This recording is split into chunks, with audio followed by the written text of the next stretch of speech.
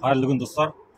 Мен Фархат Жансұлтанов, Қызылорда қаласынан Астана қаласына, өнеркәсіп және құрылыс министрлігіне еліміздің түкпір-түкпірінен белсенділер автокөліктерге салынатын өтел алыммен алғашқы тіркеу жарнасын түсіруге, соған атсалысуға іс-шараға бүгін сағат 24 қаңтар 24 жыл сағат 3-те болатын жиналысқа келіп топтасып жатыр.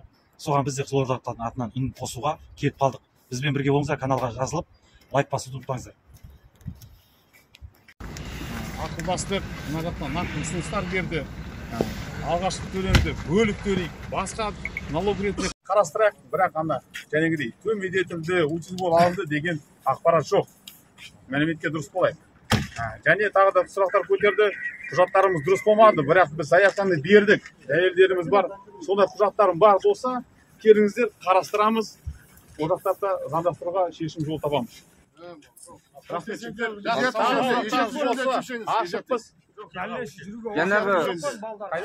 Машиналар не болады енді қазір? Изъятие туралы Серік Амташ айтты ғой, ол кісінің қызметінде ол кісі жауап береді. Сұрақ қойылды ғой.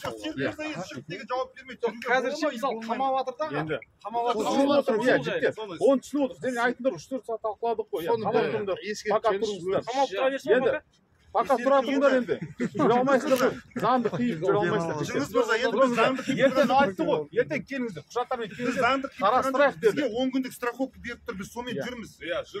Бізге сонымен жүруге бола ма или болмай ма? Заңды страховка болса. Заңды страховкамен. Заңды болмаса жігіттер. Түсіріп жатсыңдар ғой да, түсіріп жатсыңдар. Заңды страховкамен жүруге боламын да? Серік Амантаев Бүгін бітіп жатыр. Заңды страховка,